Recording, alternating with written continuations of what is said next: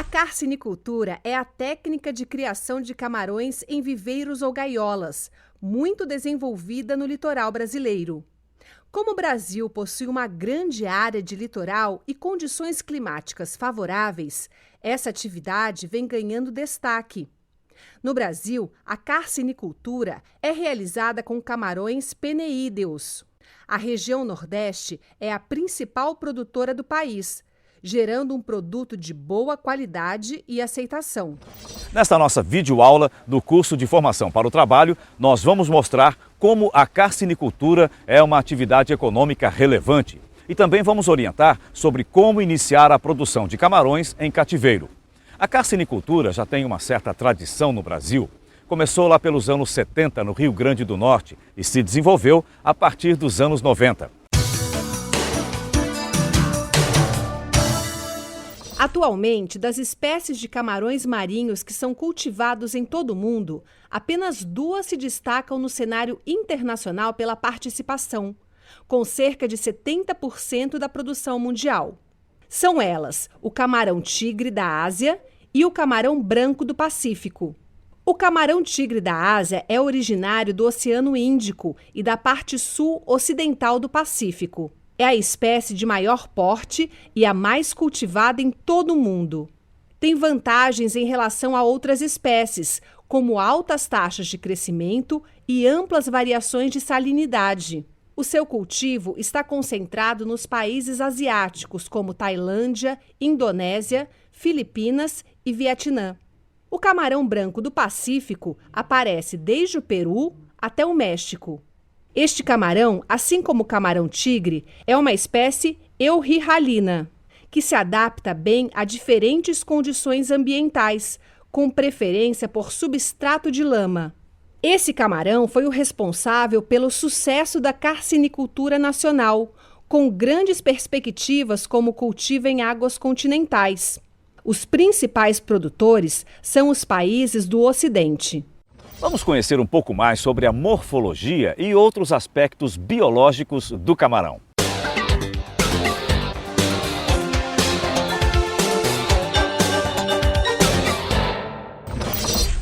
Os camarões são revestidos por uma carapaça ou exoesqueleto rígido, constituído de quitina e sais de cálcio, e possuem o corpo dividido em 2 partes principais, como você vê na tela. Uma é o cefalotórax e a outra é o abdômen. Na região do cefalotórax se encontra o rosto, os olhos, as antenas, as antênulas, maxilípedes, pereiópodes, que são as pernas. O rosto é uma estrutura com dentes serrilhados, tendo a função de defesa contra predadores. Os olhos são compostos e estão localizados na extremidade do pedúnculo ocular, permitindo ao animal uma ampla visão. Suas antenas têm a função sensorial, tátil e olfativa.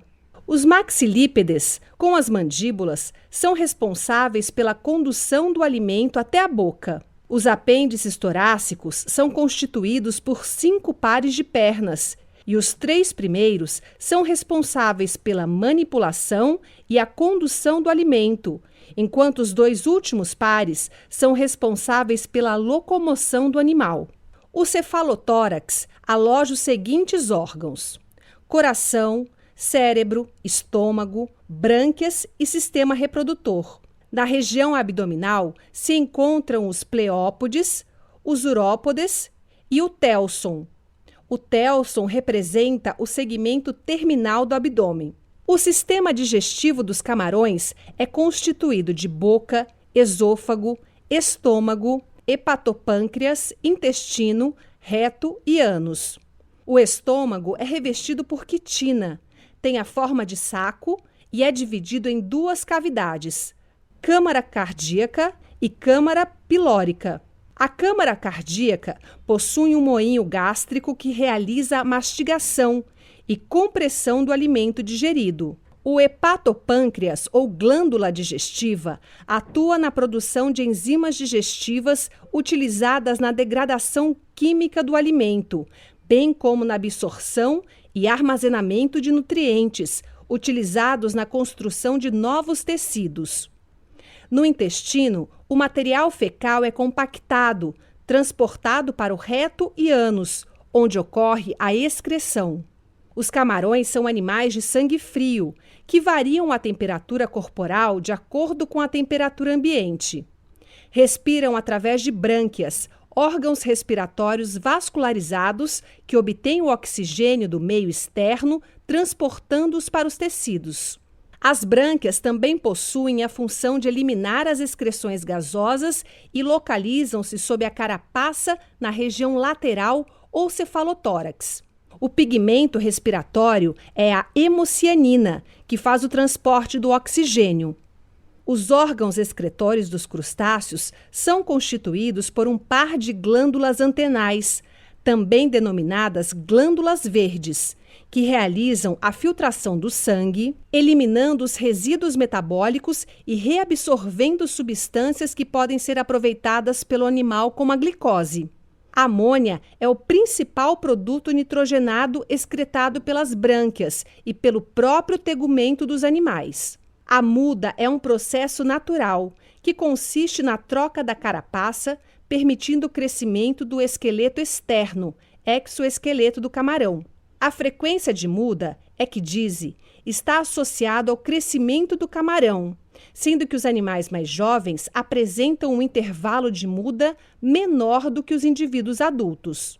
Durante a muda, os camarões tornam-se vulneráveis e completamente indefesos e expostos à predação e não conseguem se alimentar, visto que seus apêndices alimentares estão moles. O processo de muda pode ser dividido em 4 estágios: muda, pós-muda, intermuda, pré-muda. Agora vamos conhecer um pouco mais sobre o ciclo de vida dos camarões.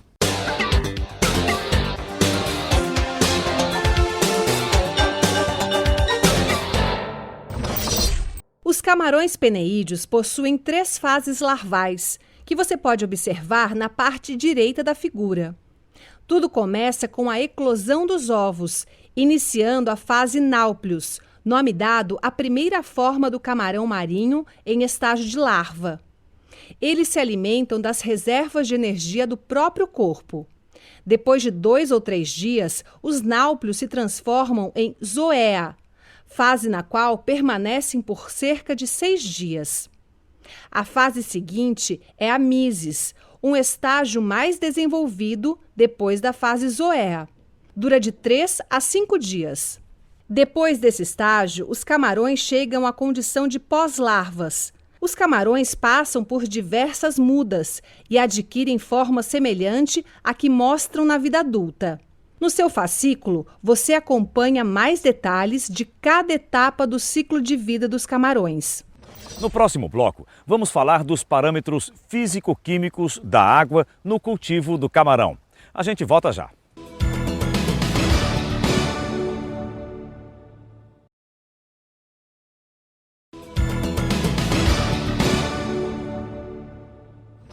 Nós estamos de volta com a nossa videoaula da série Formação para o Trabalho, hoje falando sobre a criação do camarão em viveiro.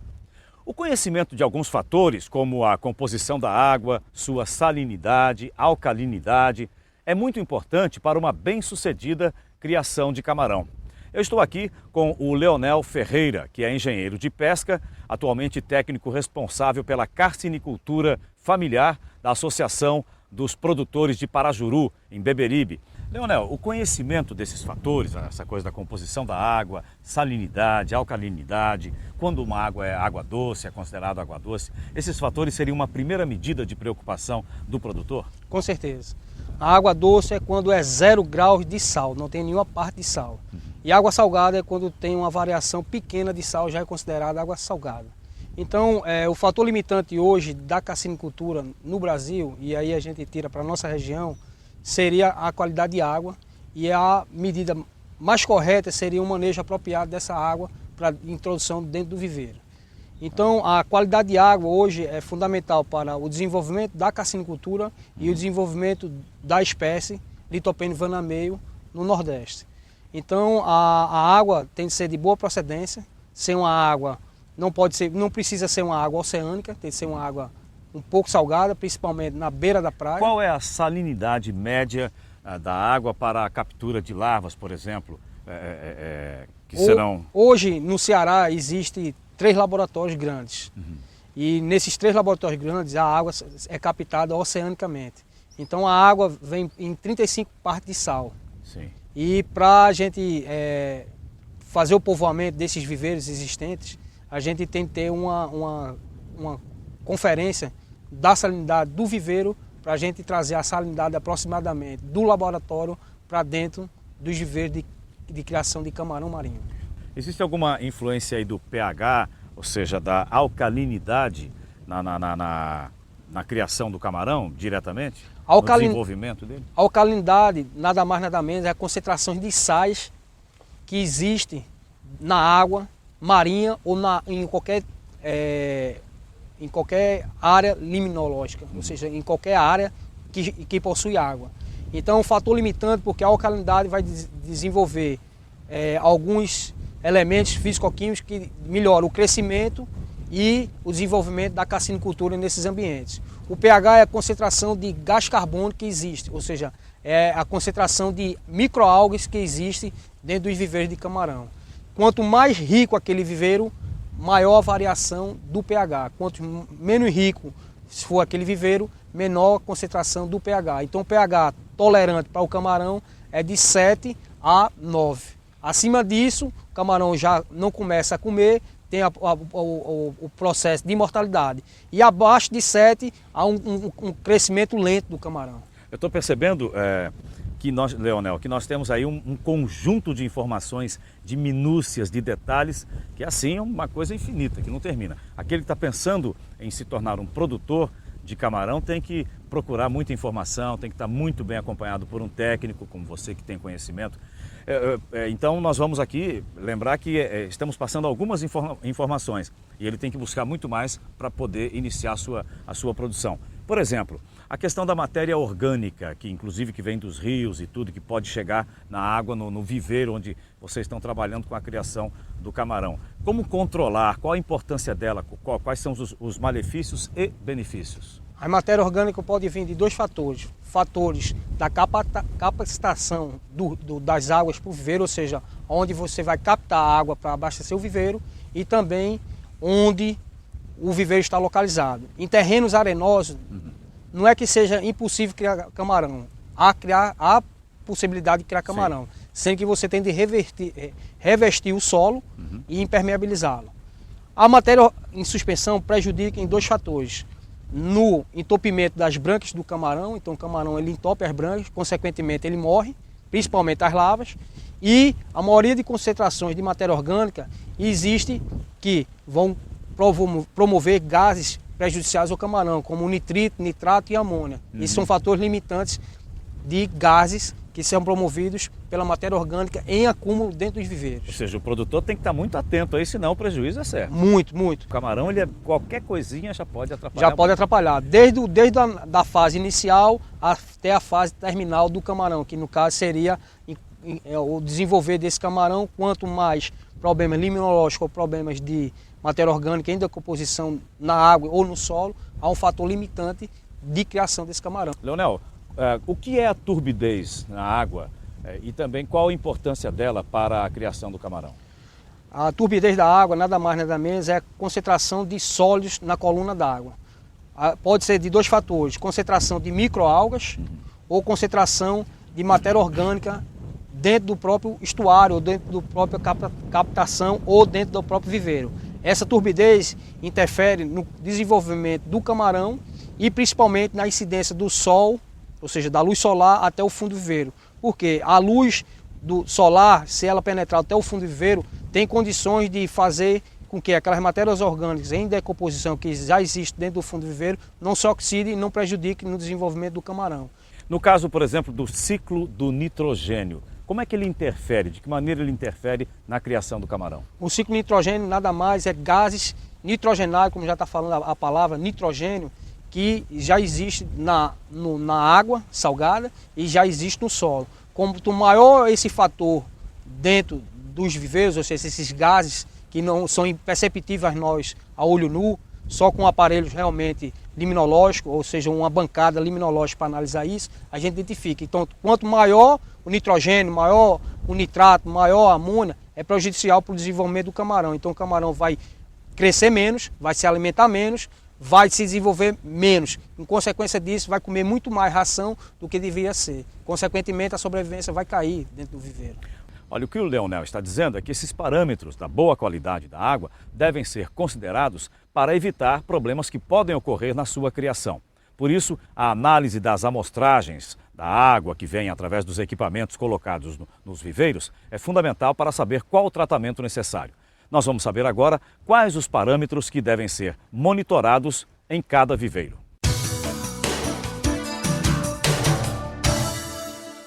A amônia presente nas formas ionizada e não ionizada é extremamente tóxica no cultivo. Mesmo em baixos níveis, a amônia pode afetar o sistema central dos organismos, reduzindo a capacidade de obter oxigênio e baixando a resistência à doença. A amônia é proveniente da eliminação dos excrementos dos animais e resíduos da alimentação. Os níveis dependem do pH e podem flutuar durante todo o dia. Nitrito, identificado como um produto intermediário entre a amônia e o nitrato, durante os processos de decomposição, é extremamente tóxico. Níveis elevados de nitrito, juntamente com baixas concentrações de cloretos, podem ocasionar a metemoglobinemia, mais conhecido como a doença marrom no sangue dos animais. Alcalinidade. Compostos como o bicarbonato e o carbonato de cálcio funcionam como estabilizadores para a correção da alcalinidade, dureza e pH, que afetam a toxicidade de muitas substâncias na água. Dióxido de carbono, CO2. Diversas espécies de organismos aquáticos apresentam diferentes suscetibilidades à toxicidade do CO2. O dióxido de carbono afeta a capacidade do sangue de reter e transportar o oxigênio para as células. Produzido durante a fotossíntese, microalgas, os níveis de dióxido de carbono no camarão flutuam durante todo o dia, em oposição às concentrações de oxigênio. Um aumento no nível de gás carbônico faz o pH reduzir, acidificando as águas dos viveiros. Cloretos. Os níveis de cloretos podem afetar a saúde dos animais de duas maneiras. Como constituinte principal, impedindo a toxicidade do nitrito e para eliminar bactérias e outros organismos indesejáveis após a despesca dos viveiros. Cobre. Na forma de sulfato de cobre, é frequentemente usado em sistemas de aquicultura, como um bactericida. Porém, em níveis elevados, podem ser tóxicos aos camarões. Oxigênio. O teor de oxigênio dissolvido é o mais importante na aquicultura. Os níveis de oxigênio dissolvido afetam na respiração, bem como na toxicidade da amônia e do nitrito. A salinidade e a temperatura estão diretamente associadas com a variação de oxigênio. Fosfatos. Substâncias fosfatadas fazem parte de muitas fontes de água, como em resíduos da agricultura, esgoto doméstico e industrial. O fósforo é um ingrediente preliminar na fertilização de viveiros e aparecimento de microalgas na aquicultura. Dureza. A dureza total é definida como a concentração de cálcio e magnésio na água. Níveis suficientes de dureza podem diminuir a amônia e a toxicidade do pH. O cálcio também é importante na formação da carapaça e dos segmentos do camarão. Temperatura. A temperatura regula todas as reações químicas existentes na água, inclusive acelerando o metabolismo dos indivíduos. Mudanças drásticas na temperatura podem ocasionar variações nos processos químicos, físicos e biológicos e comprometer a saúde e crescimento dos camarões. No seu fascículo, você sabe mais sobre as concentrações recomendadas de cada elemento. A escolha do local para um projeto de carcinicultura é um fator preponderante para o sucesso ou fracasso do empreendimento. Eu continuo aqui com o Leonel Ferreira e ele vai explicar mais para a gente sobre isso. Leonel, qual a primeira coisa que deve ser levada em conta para a escolha do local onde vai ser instalado um projeto de carcinicultura? Primeiramente, o local onde ser escolhido para o empreendimento da carcinicultura não pode agredir o meio ambiente. Não pode estar numa área de APP ou numa área de preservação. E muito menos margeando nenhum rio. Então, a localidade tem de ser uma terra plana. Quanto mais plana, melhor. Vai ser menor gasto na área de maquinário para fazer as paredes do viveiro.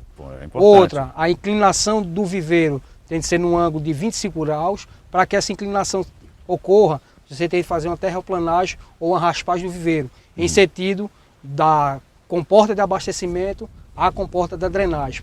Porque é onde vai sair o camarão e sair a água da movimentação de uma troca d'água ou da retirada pela despesca do camarão dentro do viveiro. Outra importância também ter se levado em consideração seria aonde você vai escoar o empreendimento.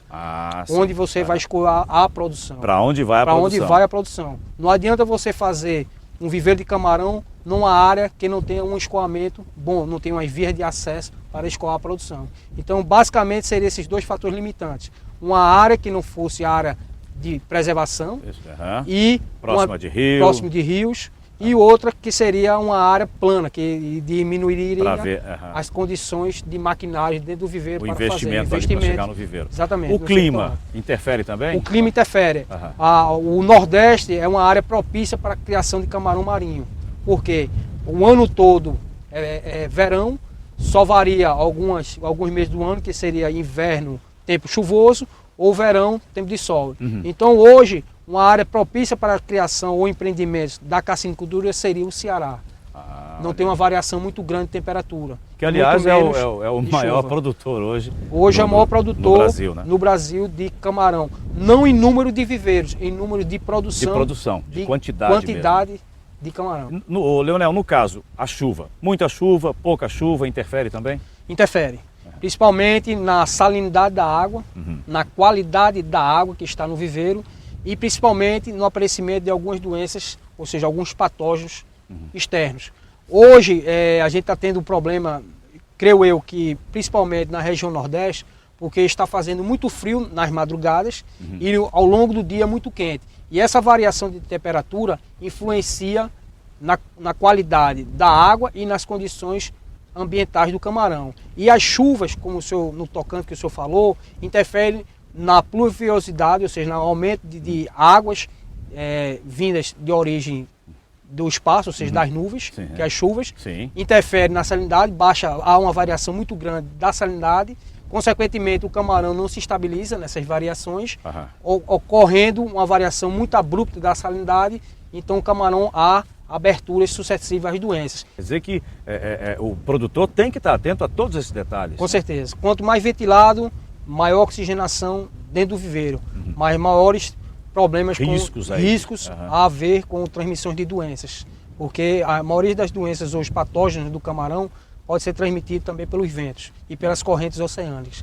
Os sistemas de cultivo do camarão diferem de acordo com a quantidade de fases operacionais. Por isso, nós podemos classificar esses sistemas como monofásico, bifásico e trifásico. Eu continuo com o Leonel, que vai explicar melhor como é que isso funciona. Leonel, como funciona, por exemplo, o sistema monofásico? Esse sistema que o senhor está falando, monofásico, bifásico e trifásico, são o tempo de permanência da larva em condições do povoamento.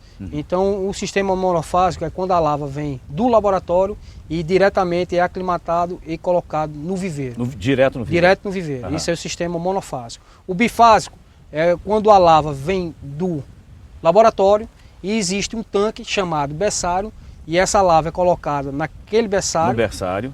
Com duração de 21 dias, alimentando de 2 horas e depois aquela larva já aclimatada com a água do viveiro é colocada dentro do viveiro de criação, de engorda. Certo. E o sistema trifásico é um sistema que vem a larva do laboratório, passa pelo berçário 21 dias e passa mais 30 dias dentro de um raceway. Pode ser construído de alvenaria ou pode ser um viveiro menor de tamanho.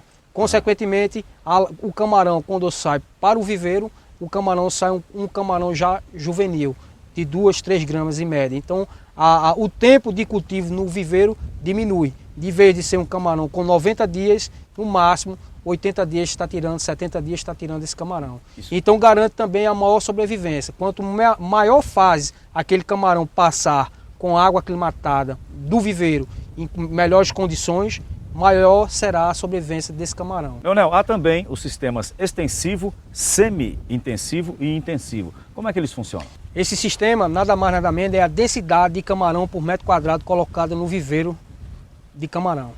Então, passados, há tempos atrás, a maioria dos viveiros eram viveiros grandes com menor densidade, 5 camarões por metro quadrado, 10 camarões por metro quadrado. Hoje, o sistema extensivo está praticamente obsoleto. Então, não existe mais esse sistema extensivo. Pouquíssimo é usado no Brasil.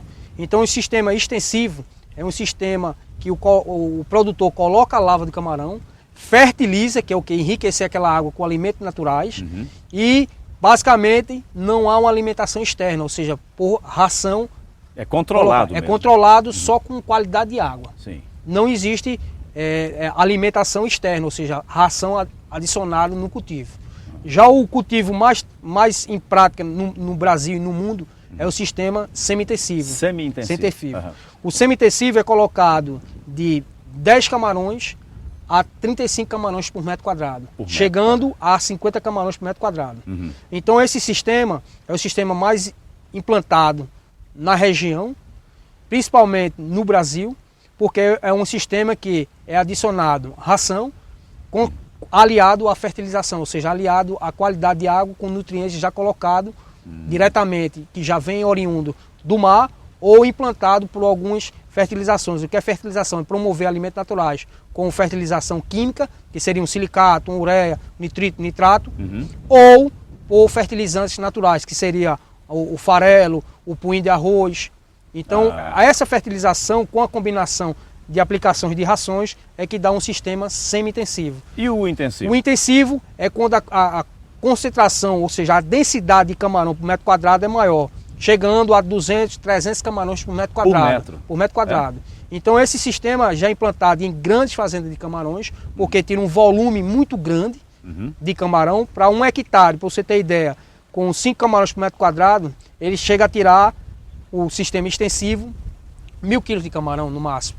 O semi-intensivo, com 30 a 50 camarões por metro quadrado, ele chega de 3.000 a 4.000 quilos de camarão. E no sistema intensivo, ele chega a tirar 10, 12 toneladas, até 20 toneladas por metro quadrado. Então aí que está a concentração de camarão por metro quadrado, ou seja, a densidade, influencia no sistema que você vai trabalhar. Se você tem grandes áreas e não tem arador, não tem uma qualidade de água boa, você pode entrar no sistema extensivo. Se você já tem uma bomba, tem arador, que é o que promove um pouco de oxigênio no viveiro, você pode entrar no sistema intensivo. E quando você tem um empreendimento com infraestrutura adequada, você já pode entrar no sistema intensivo ou intensivão, que é concentrações de camarão, ou seja, a densidade de camarão muito maior, por metro quadrado. Olha, o que o Leonel acaba de colocar é que, nesse momento da história, o sistema mais utilizado no Brasil é o semi-intensivo. A seguir, nós continuamos falando sobre o cultivo de camarões, a construção dos viveiros e também a aclimatação das pós-larvas. A gente volta em instantes.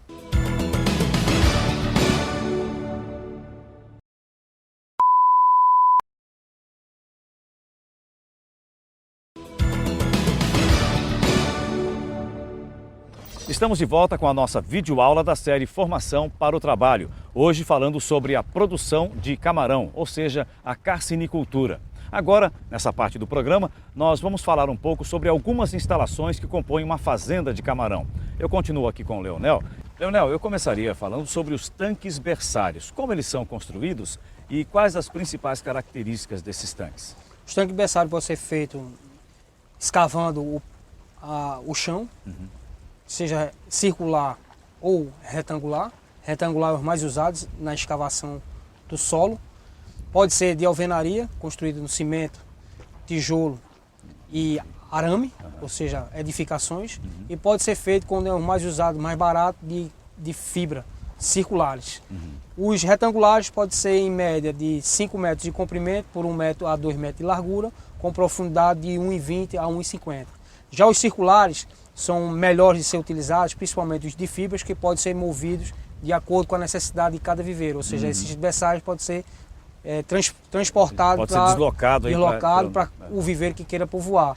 E são em média de 60 mil litros, com um raio de 4 metros de diâmetro, em média, e com profundidade de 1,20 m a 1,50 m. Com relação às bombas para a captação da água, como é que se faz a escolha do local e também para acertar aí a capacidade da bomba? A captação das águas antigamente era feita por maré.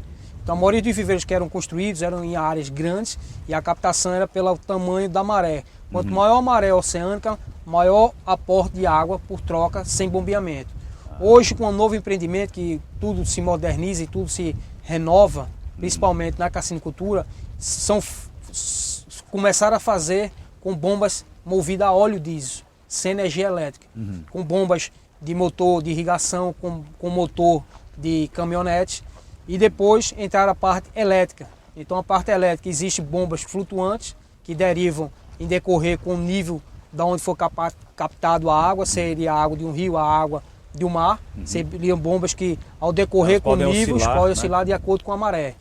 E com relação aos canais de abastecimento, como eles devem ser construídos? Os canais de abastecimento, eles são feitos nas áreas mais baixas do empreendimento, porque aquela água de escoamento do viveiro numa área, no momento de despesca, no momento de drenagem, de má qualidade da água, de renovação de água, a gente faz nos locais mais baixos. E esses mesmos canais podem servir futuramente como bacias de sedimentação. E com relação às especificações dos canais de drenagem, quais são?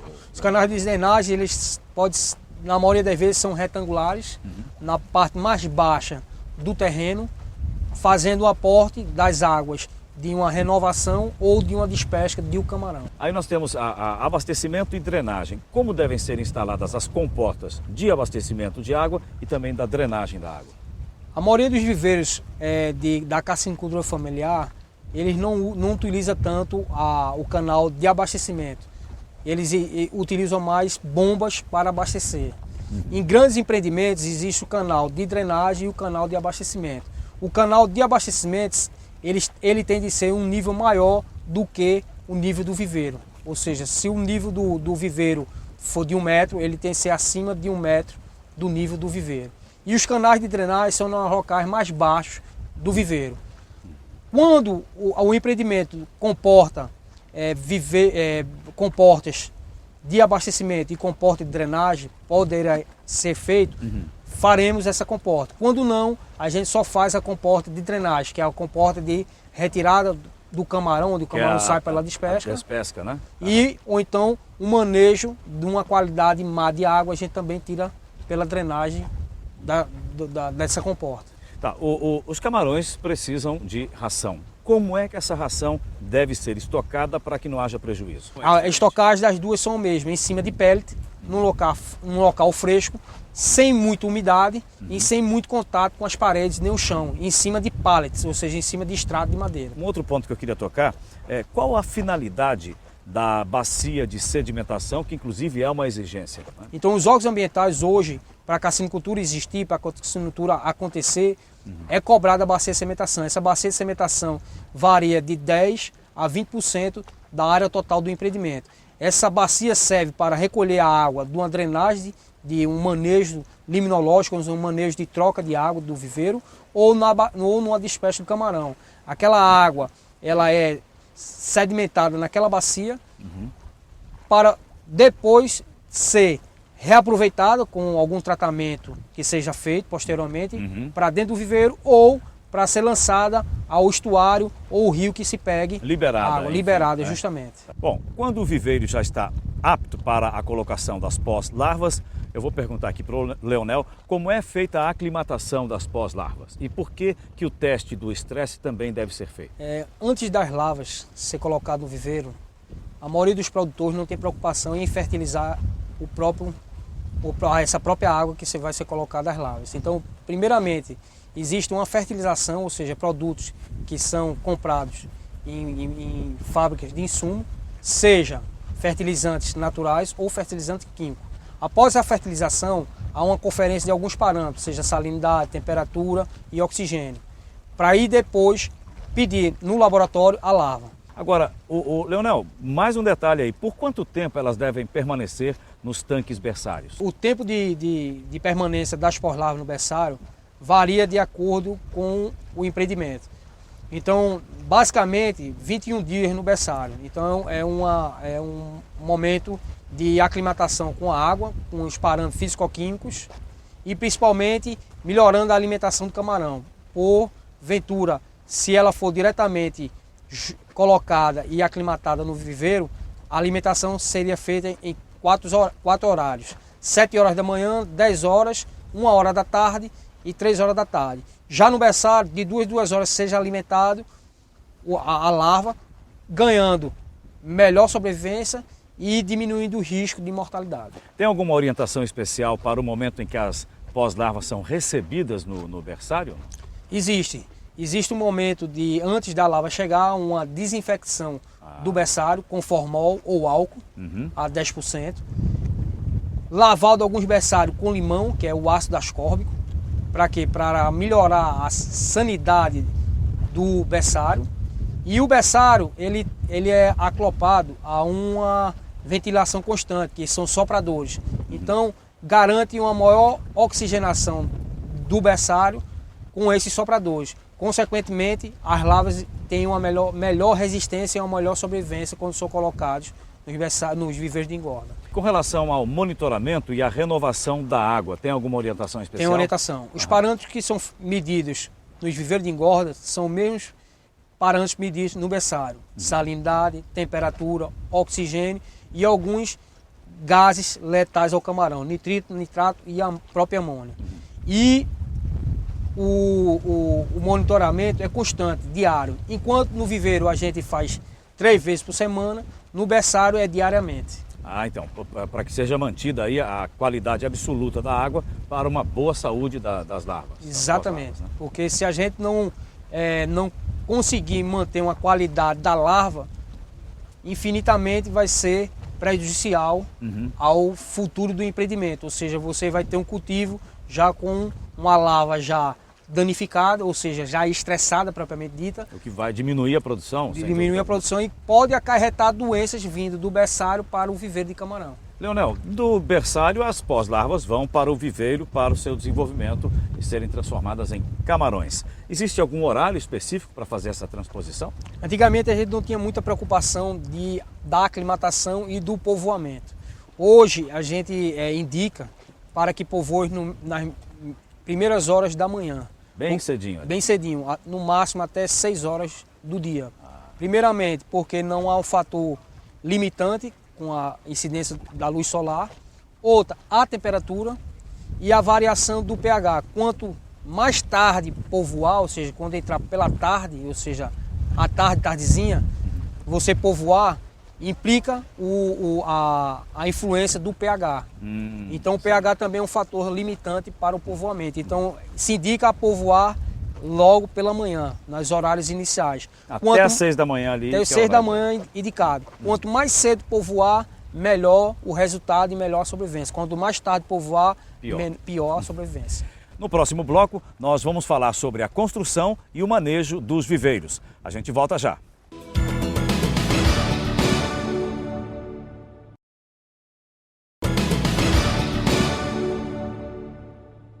Estamos de volta com a nossa videoaula da série Formação para o Trabalho. O nosso tema hoje é a criação de camarão em fazendas de cultivo.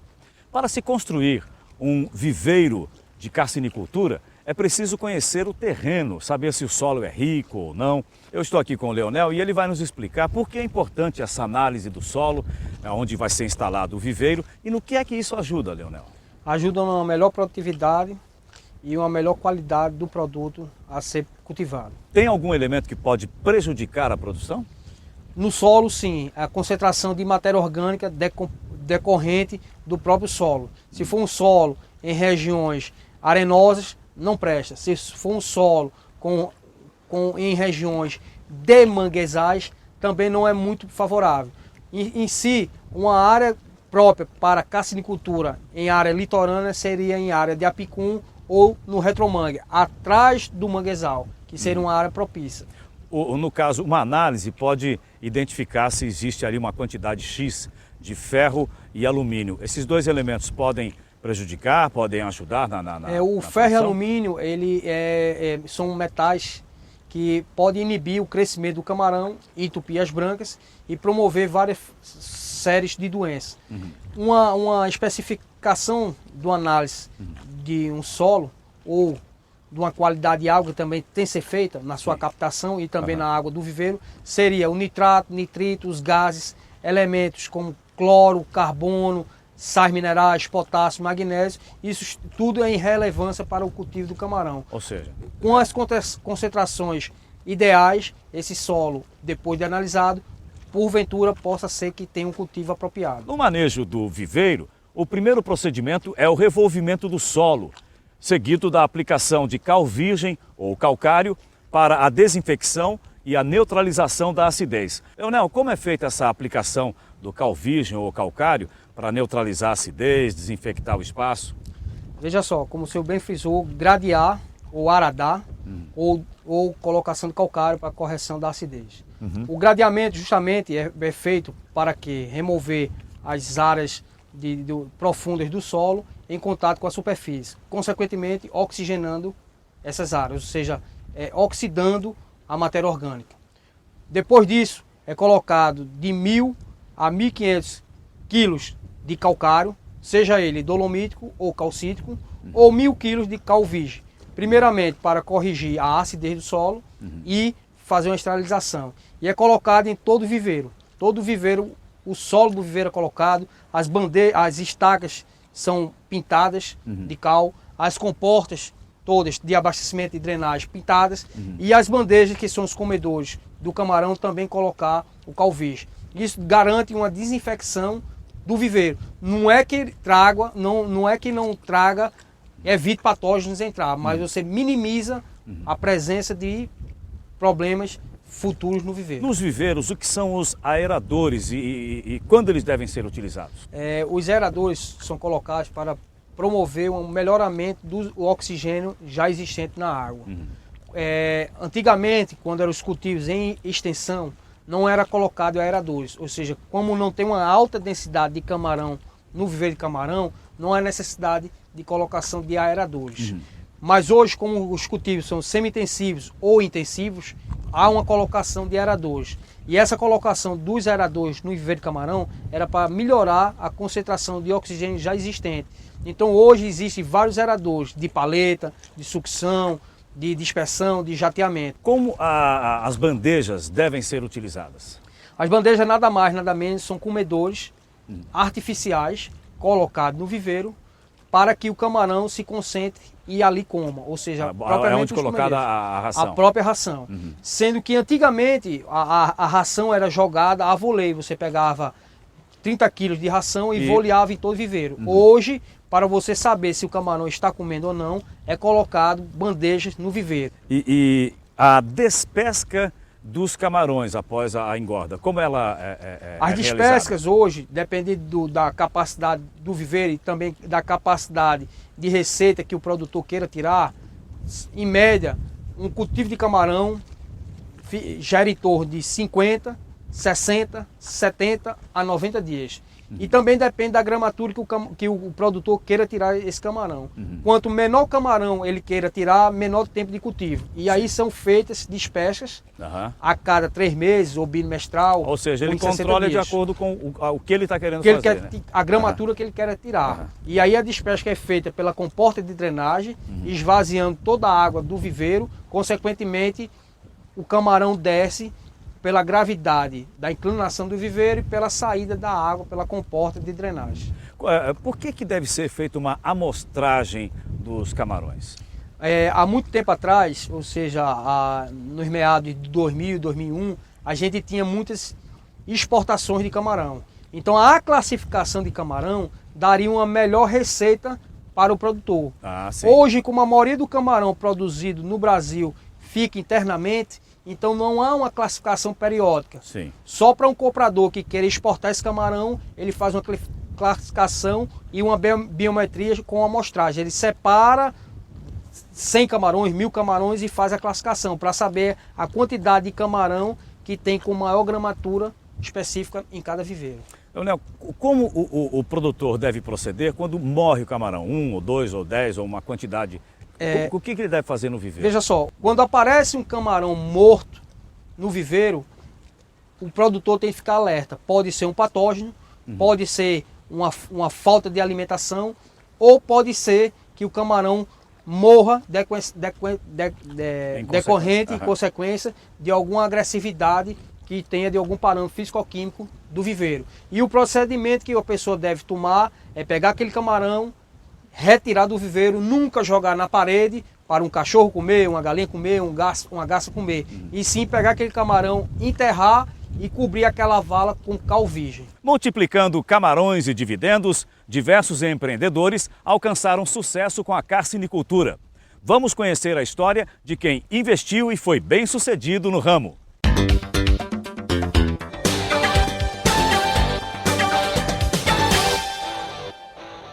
Carlos é pescador. Desde criança convive com a atividade que sempre sustentou a família. Mas hoje, aos 31 anos, ele trocou o pescado e a lagosta por camarão em Parajuru. Estamos apostando no camarão, que dá dando uma renda melhor, né? Tá dando para viver melhor do que na pesca no alto mar. A pesca tá fraca da lagosta, a gente está mudando. A criação de camarão em viveiros mudou a realidade de muitas famílias em Parajuru. A área de concessão da União foi transformada pela própria comunidade. Hoje já são 39 viveiros com uma renda mensal de R$ 2.000 cada um. O trabalho ele é dividido no período da manhã, tarde e noite. Todas as famílias desenvolvem atividade entre pai, irmãos que desenvolvem a carcinicultura. Por isso que a gente hoje é carcinicultura familiar do Parajuru. Atualmente, 64 famílias são beneficiadas pela produção de camarão aqui em Parajuru, que de 2009 para cá só aumentou. E a expectativa deste ano é superar a produção do ano passado para abastecer o mercado local e dos principais compradores, Salvador e Manaus. Porque o nosso camarão ele é saudável, a gente não trabalha com produtos químicos, natural. A gente tira ele já diretamente já sem usar nenhum produto químico. A gente já tira ele fresco e já vai já para o beneficiado. E de lá ele faz os procedimentos para exportação.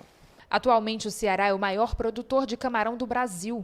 Uma atividade pioneira no estado e que ainda pode superar as atuais conquistas. Além da aptidão de trabalhos que foram realizados há mais de 50 anos atrás, e a formação de recursos humanos, o estado do Ceará tem uma localização geográfica muito adequada para a criação de camarões marinhos. Então as temperaturas anuais no estado são sempre elevadas, a gente tem áreas em abundância para a criação de camarões marinhos e isso favorece o desenvolvimento da atividade.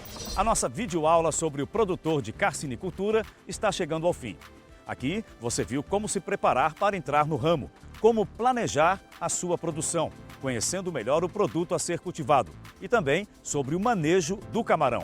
Acesse o fascículo do curso no site da Fundação Demócrito Rocha, onde você também acompanha as videoaulas que são exibidas pela TV O Povo. Até a próxima!